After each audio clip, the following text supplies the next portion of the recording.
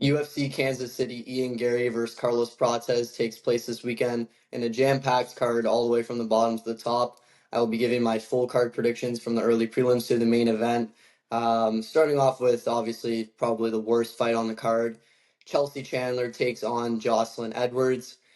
Chelsea Chandler, 5'8" with a 68-inch reach. She is 6-3 overall professionally and 2-2 in the promotion with wins over Josiane Nunes and Julia Stolyarenko. She's missed weight in her last two fights and by 6 pounds in her last fight. She's from Stockton and trains with Nick Diaz and the Diaz brothers. Don't let that fool you, though. She's just not very good anywhere.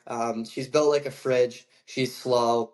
Um, she's mostly known for running around the fucking octagon, getting chased by Norma Dumont, where she was just controlled. And yeah, not a great fighter, Chelsea Chandler. I don't have too much to say about her. Not too many nice things to say about her. Jocelyn Edwards, however, also 5'8", however, has a 2-inch reach advantage and a 5-year. She's 5 years younger at 29. Um, she's had 20 professional fights, however, compared to someone like Chelsea Chandler with 9. I mean, when it comes to this females MMA, if you're not a prospect and you're 6-3, like, what are we really doing with the sport?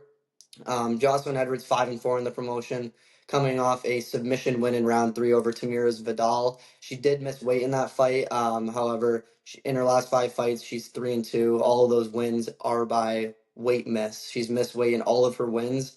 Her losses, however, Eileen Perez and Nora Cornell. So it's like pretty decent comp. I mean, Eileen Perez is either, I don't know if she's in the top 15 or like knocking on it, but she'll definitely make her way up there. She just beat Carl Rosa, who's actually pretty solid. Jocelyn has a much better jab, much better wrestling, much better control time. And I just think that Jocelyn in here is going to stick the jab. She's going to mix in the wrestling like she usually does. Chandler's not going to have a whole lot for it, if anything. And I just think that Jocelyn Edwards is going to win herself a 29-28, 30-27 unanimous decision.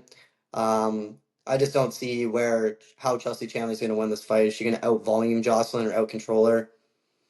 I just don't think so. So give me the younger fighter, the more experienced fighter, Jocelyn Edwards, to win a decision. Moving up the card, we go to the featherweight division. We have Twilight Timmy Kwamba taking on Roberto Romero. Both guys with losing records in the promotion. Timmy Kwamba, he's 8-3 overall. He won his Dana White Contender Series, but since then he looked impressive in that Contender Series fight too. He was like 22 at the time or something. He showed great boxing.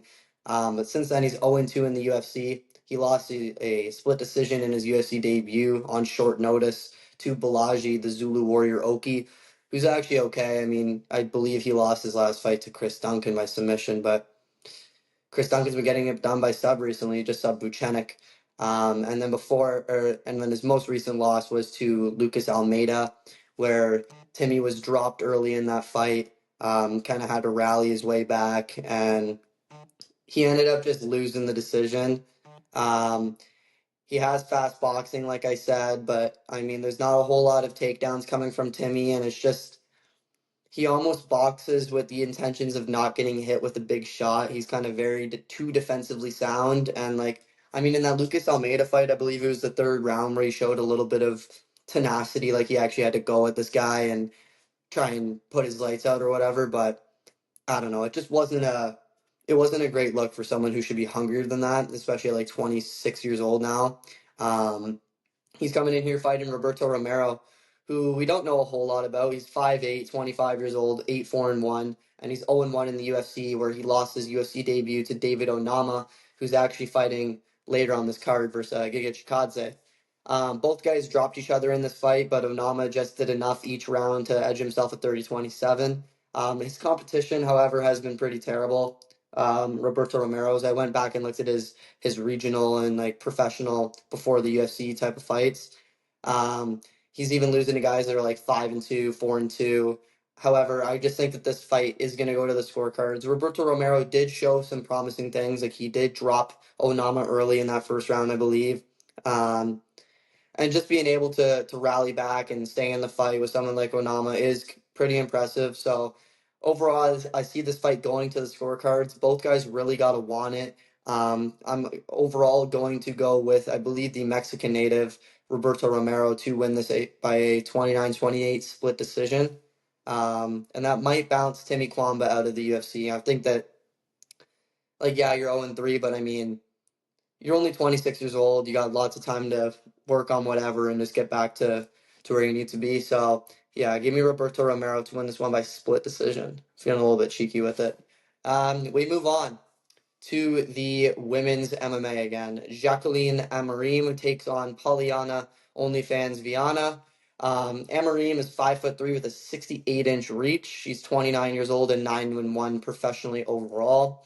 3-1 in the UFC, coming off a weird round one armbar over Vanessa Demopoulos, where I talked about this when Demopoulos fought a couple weeks ago. There was some glove grabbing going on. Demopoulos thought that she was like screaming at the referee, "There goes my glove, she grabbed my glove." 20 seconds go by and she ends up finding the armbar. All three of Amarim's wins in the UFC have been by finish. I believe it's 2 submissions and 1 ground and pound. So I just think that finish would have came sooner rather than later anyways, especially how easily Talita Alencar dominated Vanessa Demopoulos. I'm sure Amarim was going to do and was doing the same thing to her. Her only loss in the UFC, however, Jacqueline, and overall in her professional MMA career, comes to Sam Hughes. I'm a huge Sam Hughes fan. She's been an underdog in all like 11 UFC fights of her career. Huge underdog against Amarim. And just outdogs her, pushes that pace, makes it so that jiu-jitsu is nothing in that fight, and Sam Hughes rallied to a classic dogfight W. That's something that Polyana Viana is just not going to be able to do in this fight. Viana, on the other hand, she's 2 inches taller but has a reach disadvantage. She's 32 and 13 and 7 overall, 4 and 6 in the UFC with back-to-back finished losses to Jillian Robertson and Yasmin Lucindu. She's actually TKO'd on the ground by Jillian and submitted by Lucindu.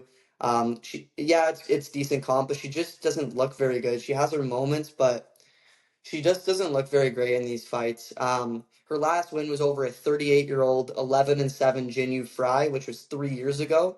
And she has 3 canceled fights and 2 L's in the last 2 years. So I mean, her wins overall again are people that are 4-3 professionally, 7-3, 6-4, 0-0, just terrible. I think she's gonna get subbed early in this fight and probably call it a day as an MMA fighter. I mean, I'm pretty sure that she got fake tits. She's big on OnlyFans. She's doing this stuff with Pereira or whatever. It's just like it just kind of seems like a Brazilian Paige Van Zant in my opinion. It's just like we're making more money off of our body nowadays than fighting in the cage for Polyana Viana. So I just don't think there's a whole lot left for her in the sport. Like she's gonna be 4-7 in the UFC, getting subbed now, finished in her last 3 fights. Give me Jacqueline Amarim to find the round 1 armbar submission. And yeah, hang it up for Polyana Viana. So round 1 armbar, round 1 submission for Jacqueline Amarim. We move on. A great fight here in the bantamweight division. We have UFC newcomer Malcolm Wellmaker taking on Cameron MSP Simon. We'll start off with Wellmaker. He's 5'10", 72-inch reach. A little bit on the older side. He's 30 coming into this one on his UFC debut. I know a lot of people think that like this guy's a up and coming young prospect, but he's actually not. He's 30 years old. However, the guy's 8-0. This is his UFC debut. He won his Dana White Contender Series fight in a impressive Sean O'Malley, Conor McGregor, that step back overhand, not overhand, but like check hook kind of lands flush on the guy and sleeps him cold in 1 round. The guy's undefeated, however. He's going to splits with fighters that are 11-7, 2-1, and knocking out guys that are 4-4. And my kind of logic in this is how can I be picking someone like that's going into these having close fights with these mediocre records and terrible guys in the regional scene when there's guys like Cameron Simon over a guy like Cameron Simon who's an actual legit talent. If Malcolm wins this fight, I think it will be by a KO where he catches Simon coming in, but I just see that I think that's a pretty tough task in my opinion, especially as a newcomer. Um, Cameron Simon, 5'8", 67-inch reach. He's only 24 years old and 9-2 in overall. He's 3-2 in the UFC. He's lost his last two fights. His last fight being to Peyton Talbot, where Talbot looked like a world beater. He got him with that big knee and then put him out later in the fight with a ground and pound. Um, that was when we were all high on the Peyton Talbot hype train. So, I mean, can we really use it against Cameron Simon at like 22 years old that much? I'm personally not, especially against a UFC newcomer. And then before then, he loses to Christian Rodriguez, who's a prospect killer. And this was at his bantamweight time where C-Rod was missing weight left, right, and center. He missed weight in this fight and just kind of squeaks by another decision win. It was a close fight against someone like Christian Rodriguez. So, like, again, how much are we going to weigh these losses, especially at such a young age? He's taken a year off now. He's from South Africa. He trains with Dricus du Plessis all the time, main training partner for that guy. MSP is very talented. He's very well rounded. He's got great boxing. He's got good knees, good takedowns, good ground and pound. He's got power in his hands, good cardio. I guess you can fault the chin a little bit because of Peyton Talbot being able to find the button. But overall, I just see Cameron Simon mixing in the mixed martial arts tools the best that he can, especially against someone like Wellmaker. We haven't seen him on the ground really. He doesn't really have the submission skills. Giving Cameron Simon to win this fight by decision or round 3 TKO. However, I'd obviously lean the decision much more. So give me Cameron Simon to win this fight by decision. And yeah. Also, it's been the year of bouncing these undefeated guys from the undefeated, so I think we're going to give Malcolm Wellmaker a little mozzarella stick in his resume. We move on. Damon Blackshear. I feel like I say this guy's name every fucking 3 cards. Taking on Alitang Hae Lee. Damon Blackshear, this is his 3rd fight in 6 months. He's coming after back-to-back submission wins over Cody Stamen and Cody Gibson. He also has the twister submission in there over Jose Johnson, I believe it was. Damon's a bit weird though. This guy's 30 years old, 16-7-1 overall, 4-3-1 overall in the UFC. His record's a little shaky, but all of his wins in the UFC are by sub. Obviously, as a twister, like I said, the 3rd in UFC history. He has losses to Montel Jackson where he was KO'd in like 15 seconds. He had a very close decision with Mario Bautista. That was I believe, after his twister win. He fought on the card a week later against Mario Bautista and ends up going the distance and losing a close one. And then before all that, he lost to, I think it was Javid Basharat, whichever one's 13-0 now. And I mean, the guy's pretty good. I mean, I'm not gonna discredit that too much. Blackshear, he was getting pressured in that first round against Cody Gibson pretty hard. Gibson looked great in that first round and then started making mistakes, letting Blackshear get back into the fight with the wrestling, and ultimately found himself a Kimura victory. This guy, Damon Blackshear, has some of the most slick BJJ in the UFC, man. Like, seriously, once that fight goes to the ground, he is looking for submissions. He can do it in all sorts of ways. And I think that we're going to find Ali Tangi Lee in a bit of trouble here. Ali Tangi Lee is 5'5" compared to Damon's 5'10". He gives up another 5 inches in reach as well, 67-72. He's the older guy. Excuse me. 17-9-2 overall. This hasn't done much with his career. However, he's 5-2-1, no contest in the UFC. His last win was a decision win over Clejason Rodriguez, notoriously a flyweight fighter. However, he moved up to bantamweight for that fight. And I mean, Clejason's no world beater. He's nothing special. He's cut from the UFC now. The takedown won him the fight, though. Before then, he lost a dominant decision to Chris Gutierrez. Overall, his wins are spread out over the last 7 to 8 years, and his names just aren't great. Ali Tangi Lee is a guy that fights once a year traditionally. He's not active. He doesn't get the results he always wants. He'll look for the takedown to win this fight, right? Traditionally a pretty good wrestler. He pushes the pace a little bit. He's got a leg kick on him. Decent little Chinese power to him. But again, he's looking for the takedown to win this fight. So is Damon Blackshear. When it comes to the ground, Damon Blackshear's worlds ahead of this guy. And I think that Damon Blackshear finds himself another second-round submission. I'm going to go rear naked choke. to make it Blackshear's back to back to back, 3 subs in a row. Um, let's top 15 this guy soon. Damon Blackshear by submission is the official pick. Moving on, we just mentioned this guy's name. Chris Gutierrez taking on John Castaneda. This fight has been rescheduled, I think, like 4 fucking times. And my mind has not changed one bit. They have this fight at like almost pick 'em odds, and I'm honestly not seeing why. Gutierrez is he's 5'9" compared to Castaneda's 5'6". He's just a year older than him, and he's 9-3-1 in the UFC. His last win over a decision over Kwang Lee. I mean, it was just kind of a random fight. It was a boring leg kick fest, classic Chris Gutierrez fight. Before then, he went 5 rounds with Song Yadong, however, in a main event where he actually outlanded Song Yadong. It was just the takedowns and control time. Song was able to just neutralize him and hold him down. He has a flying knee KO over old man Frankie Edgar, a leg kick TKO over Vince Morales, and a decision win over Ali Tonghae Lee, who's fighting before then, like I just mentioned. Those are his best wins. Chris is solid. He's not too fun. He has great movement. He has decent head movement, good boxing, and he's got great calf kicks.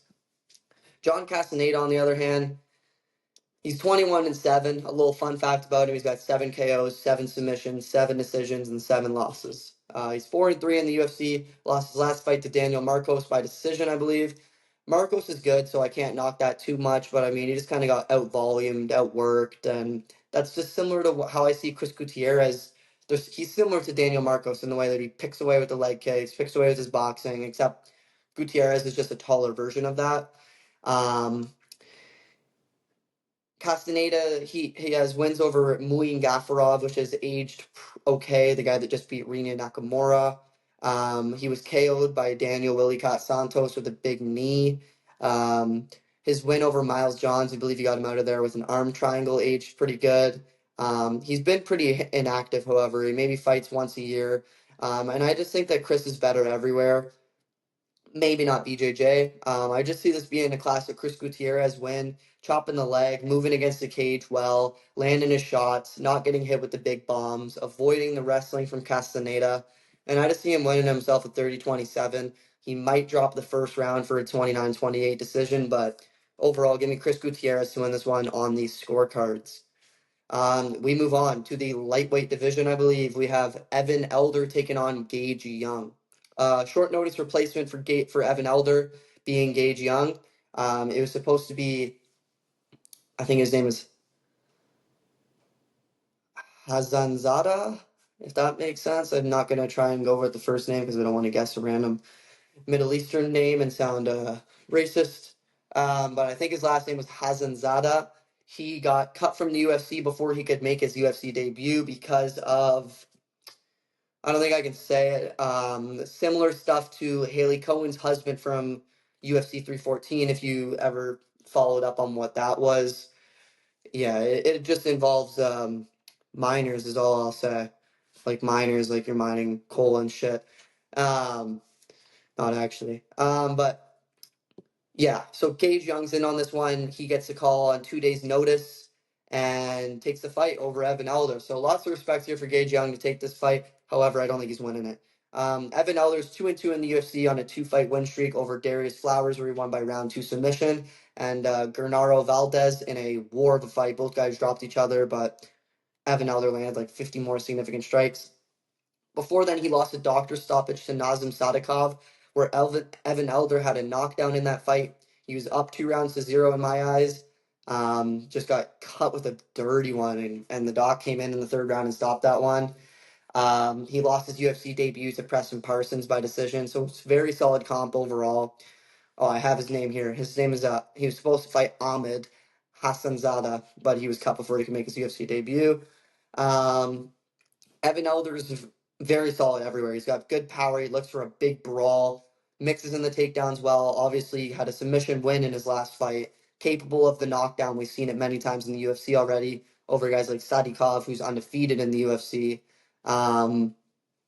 Elder's legit, man. And I just think that this is too much too soon for someone like Gage Young stepping in on short notice. We'll talk about Gage Young for a little bit here. He's 5'9". He's only 24 years old, 9-2 overall, and I know him because I watched his Dana White Contender Series fight versus Colin Salkield, who knocked out Anshu Jubli.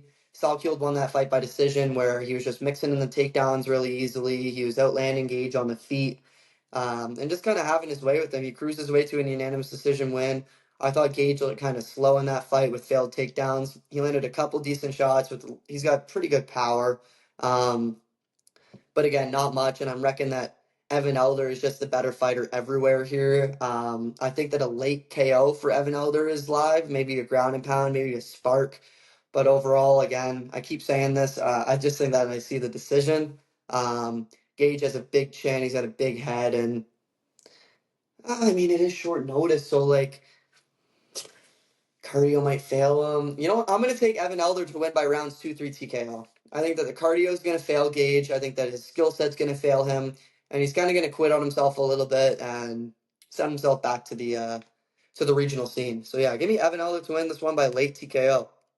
We move on. Flyweight division. Matt Danger Schnell taking on Jimmy the Brick Flick. Matt Schnell is 35 years old on a 3-fight skid coming into this one. 6-7 in the UFC. His 3-fight skid, he's lost all those fights by finish. He lost by KO to Mateus Nicolau, Urseg by KO, and Cody Durden got him with a ninja choke. He took off his gloves in his last fight against Cody Durden, and I'm not really sure why we're getting him back. I mean, everyone loves a good Schnell fight because he does put in really sick fights. I mean, that Sumo Dereji comeback, people are never going to forget that. However, Schnell's got the worst chin maybe in the UFC. He's got 5 KO losses at flyweight and 3 submission losses out of his 9. So eight of his 9 losses come by finish at flyweight. It's pretty. Um, Matt Schnell, however, has solid boxing, really crisp boxing in his own right, and submission skills in his own hands as well. He had back-to-back submission wins at one point over Louis Smolka, and I'm not going to be able to dig out that other win. But he is capable of the triangle choke. I mean, he submitted Suma Dereji after coming back in that war. I don't know why. I just got a haircut, so I don't know what's going on with my stash area. It's fucking itchy. Matt needs to keep Jimmy at range, and land those big combos, avoid the wrestling and the submission and the jiu-jitsu, sorry, as much as possible in these 50-50 scrambles, because that's where Jimmy Flick thrives. Jimmy Flick coming in this fight, he is 17-8. He's 34 himself and 2-3 in the UFC, coming off a decision loss to Nate Maness. Before then, he had a submission win over Malcolm Gordon in a comeback. Before then, 2 TKO losses in a row to Alexandro Costa, who hits like a truck, and Energy, who's just outside the rankings. But the most impressive win is his UFC debut. He won by flying triangle over Cody Durden, and Cody Durden obviously submitted Matt Schnell. Are we going to do MMA math here? No, because it just never fucking works. However, I will point out the facts for Jimmy Flick. He has 15 submission wins. 15 of his 17 wins come by submission. He's never been submitted. However, 6 of his losses come by fucking KO, and he has 0 KO wins. So in this flyweight fight, these guys have been knocked out 11 times. It's pretty fucked. Like, these guys actually have no chins. And the difference between these KO losses, at least Matt Schnell has KO wins and has boxing. Jimmy Flick looks like he's never thrown a fucking punch in his whole mixed martial arts career before. So I think that the Jimmy Flick sub is live all day. I think he's going to be pulling guard. He's going to be shooting for these terrible takedowns. But if he gets it to the ground, Jimmy Flick is so live to pull off some bullshit flying triangle, whatever. You name it, Jimmy Flick is live for it on the ground. 15 sub wins, 0 sub losses. That should say everything you need to know. Overall, I'm going to take Matt Schnell, however, he just is so much better on the feet. He's so much better. He's had the experience here. And if our biggest threat here is Matt Schnell getting chinned, I just don't see that actually in this fight. I don't see it on the feet, however. Maybe ground and pound, but I don't see Jimmy landing some bomb or like some big shot that's going to hurt Schnell really. And I think that it's actually going to be the damage from Schnell that's going to ultimately lead to the TKO for this one. I'm going to take Matt Schnell to win by round 2 TKO. We're just going to pray that Jimmy Flick doesn't throw up the flying triangle. If Jimmy wins, it's going to be by flying triangle. That's my prediction. But yeah, I just can't go with that. Give me Matt Schnell to win by TKO. We move on to the welterweight division. I want to say, don't call me a casual. We have Ikram Aliskerov taking on Andre Muniz. No, this is 185. Middleweight division, sorry. Ikram taking on Andre Muniz. Ikram's a huge favorite in this fight for pretty good reason.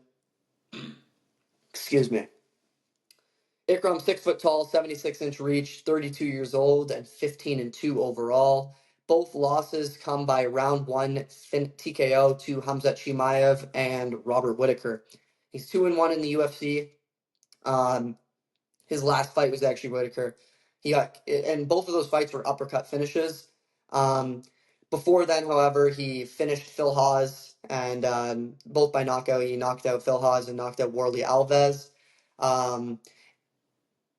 I think that Ikram's just going to cruise to a knockout win in this fight. However, all he needs to do is stuff the takedowns of Andre Muniz. Andre Muniz is very dangerous on the ground. Obviously, he has a submission win over Jacare Souza, which is like, I'm not even lying, it's one of the best accolades you could have in the UFC. Jacare Souza, I believe, has 18 submission wins at the highest level, and his only submission loss is actually to Andre Muniz. Just a pretty good fact there. However, the takedowns from Muniz and how is he going to get Ikram to the ground, I just don't know. And when it comes to the striking, this is going to be a fucking smoke. It's going to be just I don't even know. I can't even talk because like that just Ikram is going to do bad things to Andre Muniz on the feet, especially when Muniz can't get the takedown. To talk about Muniz here, he's 6-2 in the UFC, coming off a boring split decision win over Jung Young Park. Just spamming takedowns in that fight. Before then, he was TKO'd by Paul Craig, and had his first submission loss to Brendan Allen. He's got nasty BJJ, like I said. 15 wins also by submission in his own right, and the only man to sub Jacare Souza. I just don't think he's going to be able to get this one to the ground. Overall, give me Ikram Aliskerov to win by round 1 or 2 KO. I think it'll be pretty bad too. Yeah, so Ikram, I mean, like he fought Robert Whitaker in his last fight, right? It's just like he got pushed way too fast, and this is a very reasonable step down in competition. Very winnable fight that I think that he'll most definitely capitalize on. So give me a Listerov to win by KO. We move on. Randy Rude Boy Brown versus Nicholas Dalby. A couple vets in this one, and Randy Brown, 6'3", 78-inch reach, 34 years old, 19-6 overall. When I did the research to find out that Randy Brown was 13-6 in the UFC, it's kind of surprising. I didn't realize how long he's been kicking it. He lost his last fight by split decision to Brian Battle in a weird fight. It was a Brian Battle won by doing the Mario Bautista cage control technique, and Battle lost or missed weight in that fight. Before then, however, he beat Zaleski Azizu dos Santos in a good win. And before then, a really nice round 1 KO over Muslim Salikov. A dirty right hand put him right to bed, which is aged pretty good. Salikov picked up a fucking spinning wheel kick over Song Kanan in his last fight at 40 years old, which is pretty fucking impressive. Randy Brown's always going to be a tough outing. He's got 75% takedown defense, and his only losses since 2020 are Vicente Luque in 2020 when he was actually good. Jack Della Maddalena, obviously with that club and sub victory, and obviously his last fight over Brian Battle, who missed weight by split decision in a boring ass fight where Randy Brown could have got it. So, like, let's say we drop that fight. His only losses are to a good Luque and a good Jack Della Maddalena in the last 5 years. Is Nicholas Dalby at 40 years old going to be able to push that pace that he usually does and break Randy Brown? I don't see it. We'll talk about Nicholas Dalby here. The guy's 40. That's another thing that surprised me. I didn't think he was that old. But I mean, 23, 5, 1, and 2 no contests. He's 7-4, 1-1 in the UFC. He lost his last fight in a very close split to Rinat Fakhretdinov. And every time I hear Rinat Fakhretdinov, he's barely fucking winning these he's barely winning these decisions. he got completely gifted a win over Carlos Leal, and I personally had Nicholas Dalby winning this fight. However, before then, he broke the will of 15-0 Gabriel Bonfim, pressured him, finished him, literally broke the will from Gabriel Bonfim, completely gassed him out and finished him in the third round by TKO. He's 4-1 in his last 5, and even at 40, looks better than ever. His pressure and boxing are always going to be very solid. He has amazing cardio shown every fight. He averages 1 takedown per fight, however, and he went 2 for 6 on takedowns versus Muslim Salikov. So I just think that if he needs to rely on the wrestling at one point throughout this fight, I don't think it's going to be there. Randy's too good at stuffing takedowns, and when you're that inconsistent, only averaging 1 per fight against guys like Salikov, it's just like I don't think that that's going to be there, especially at 40 years old. It's only going to get harder. And what's Dalby good at? He's good at pushing the pace. He's got good boxing, and like he's going to break you over time. I don't think that's going to happen with Randy Brown, and I could actually see Randy finding the KO early. I could just see it similar to Salikov, just clipping him with the right hand. Big Randy's good at landing with the at the end of his punches. Does big damage actually for the weight class. I'm going to take Randy Brown to win this one by decision. The early KO is live. I just don't see Nicholas Dalby at 40 years old being 5-1 in his last 5 fights and should be 6-0. That's pretty fucked. Give me the gatekeeper, Randy Brown. These guys are both gatekeepers, but both top 25 guys their whole career. Give me Randy Brown to win this fight by 29-28 decision. Dalby will probably pick up that third round knowing him, but yeah. We move on. We move on to a Boost Magomedov taking on Michel Pereira. Michel Pereira, he's 6'1", 73-inch reach, 31 years old, and he's 31-12 in overall as a mixed martial artist. He's 9-3 in the UFC, coming off that shambolic gas tank performance versus Fluffy Hernandez, where he was finished in the fifth round, with ground and pound. He was just sheerly had no gas in that fight. It was actually crazy. Michel had 1 minute of fight in him before he just completely gave up.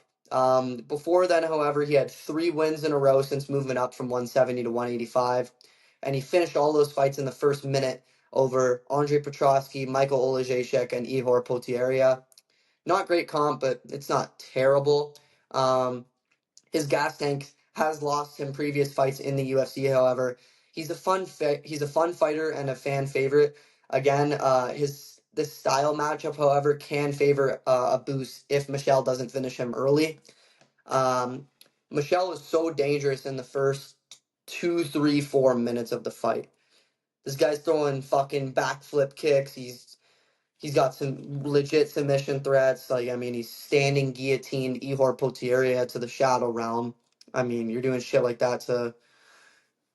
He literally looked like a John Jones, except he was, like, walking with him and just dog walked the guy. So a Boost needs to be fucking careful in the first 5 minutes of this fight. However, a Boost is 62 years old. 6'2", 78-inch reach, 34 years old.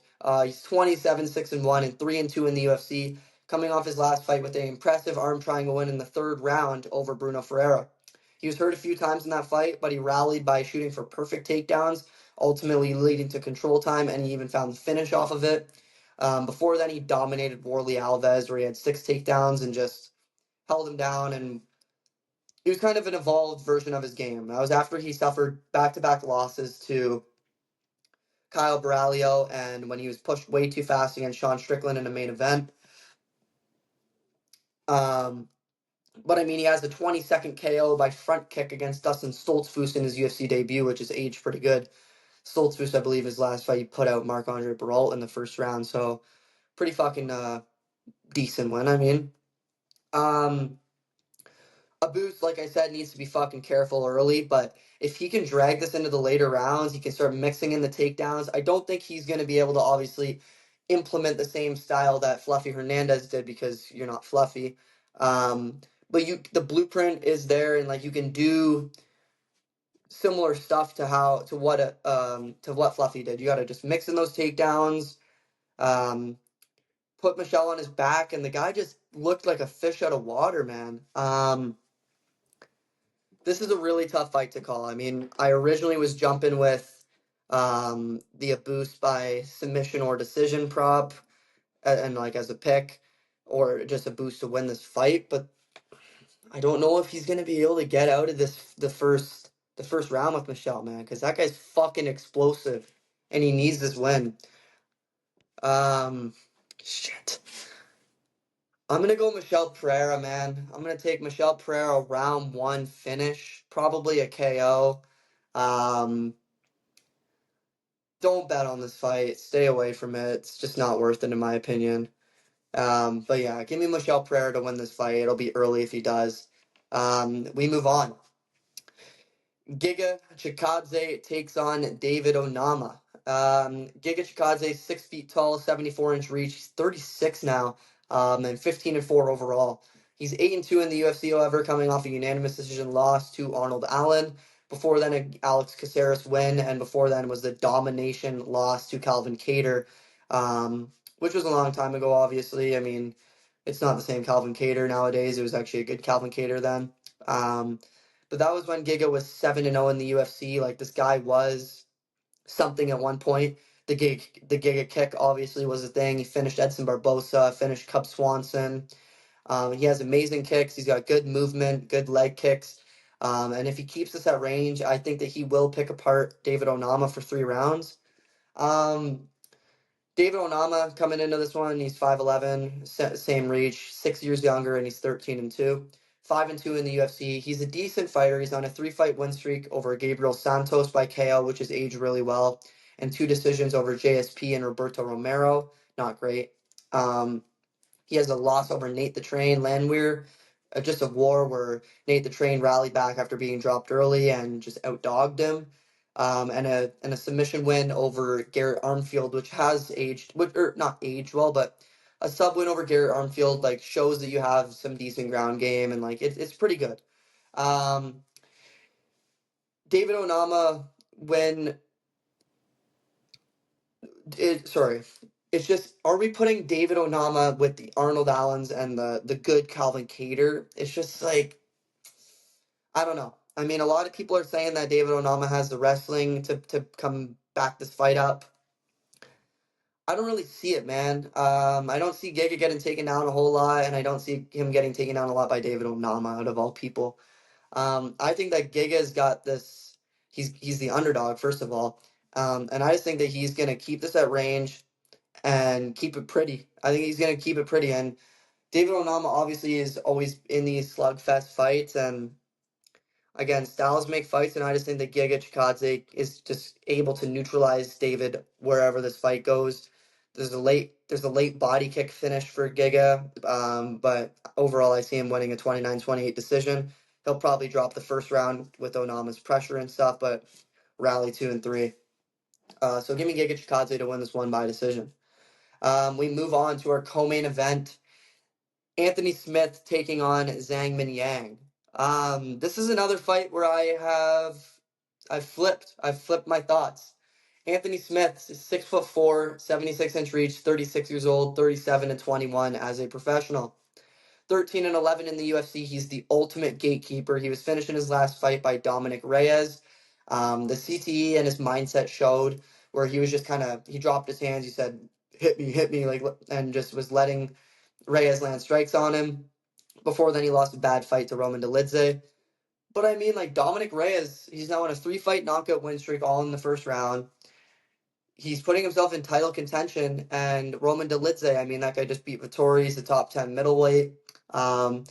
Before those losses, however, he pulled the rabbit out the hat versus Vitor Petrino, where he won by a minute guillotine, and then obviously was killed by Khalil Roundtree before then. His chin is fading. It seems that they want Anthony in the retirement home. Minyang has 12 first-round KOs and 6 subs all in the first round. So it's just like, I understand where these odds are at. It's this huge fucking Chinese powerhouse versus the retirement home Anthony Smith. Zhang Minyang, but I mean, he's done this before against guys like Vitor Petrino. You could almost put him in the same category as Zhang Minyang at that time. Vitor was like 11-0 Obviously, he got chinned bad by Dustin Jacoby, which is a really weird loss, but this was previous. That was before all of that. So, Smith definitely has the fucking grappling edge, the takedown edge, and the experience by a landslide. I have a really big point here that I think a lot of people, if we're at this part of the video, will be like shaking their head a little bit. Zhang Minyang is 2-0 in the UFC, obviously, by 2 first-round KOs over Ozzy Diaz and Brendan Hibero. Just not great comp. I mean, I like Brendan Hibero, but he's nothing special. He's never won a fight, however, Zhang Minyang, outside of the first round. He hasn't even been to the second round in 6 years. And I question with his cardio. His cardio seems to fail him. Like I said, he hasn't seen a second round since 2017. So if his cardio is still dog shit and he fades the way that he does, I could see Smith taking over.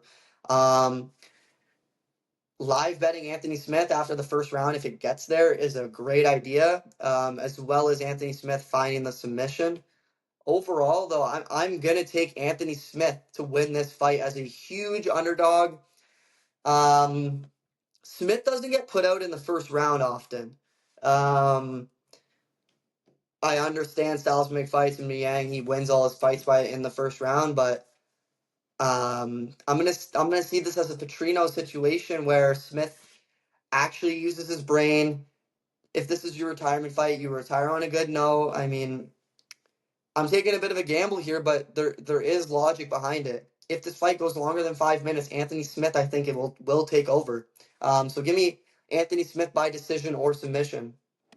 We move on to our main event. Ian Machado Garry takes on Carlos Prates. Ian Garry, 6'3", 75-inch reach. He's 27-15-1 in the UFC. He's 15-1 overall, sorry. 8-1 in the UFC, losing an amazing fight to Shavkat Rakhmonov. It was a 49-48 decision, very close fight, 3 rounds to 2, where he had the back of Shavkat and almost locked in a round 5 rear naked choke. Before then, he had 2 decision wins over Jeff Neal and MVP. He snoozed MVP, but the thing with Garry is he does what he has to do. The guy has a very good fight IQ, and he doesn't give a fuck what you really think about him, obviously, with all the stuff with his wife and his wife's ex-husband and whatever. The guy can put that in the rearview mirror and put up a great performance against Shavkat and win these fights, and just does what he has a great fight IQ. I'm not going to oversay it, but just does what he has to do to win. Ian's been training with Shoot the Box and the Charles boys for 2 or 3 years now. His BJJ's only been getting better. Obviously, we first seen it against MVP, where he neutralized just MVP's striking. And then against Shavkat, he arguably was the stronger person on the mat in that fight, which is pretty crazy to say.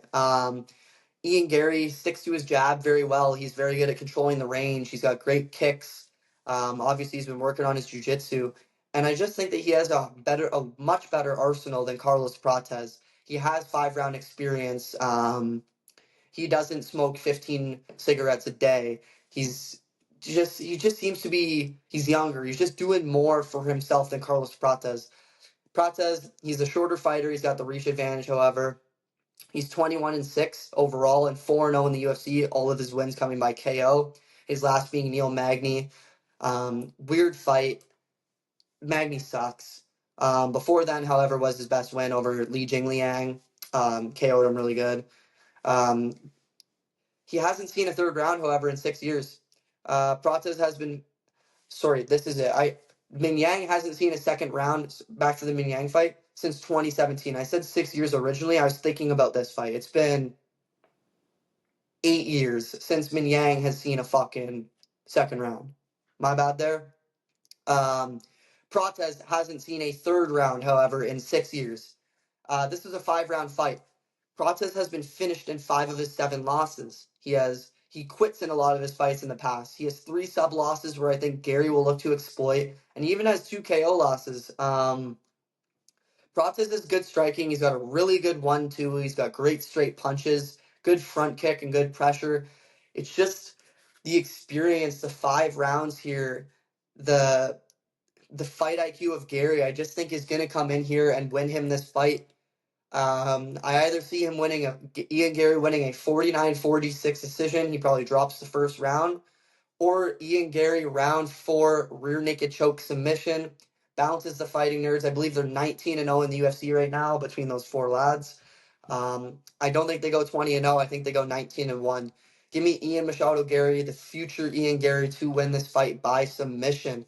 And that'll do it for my full card UFC Kansas picks. Let me know what you guys think in the comments or whatever. I don't give a fuck.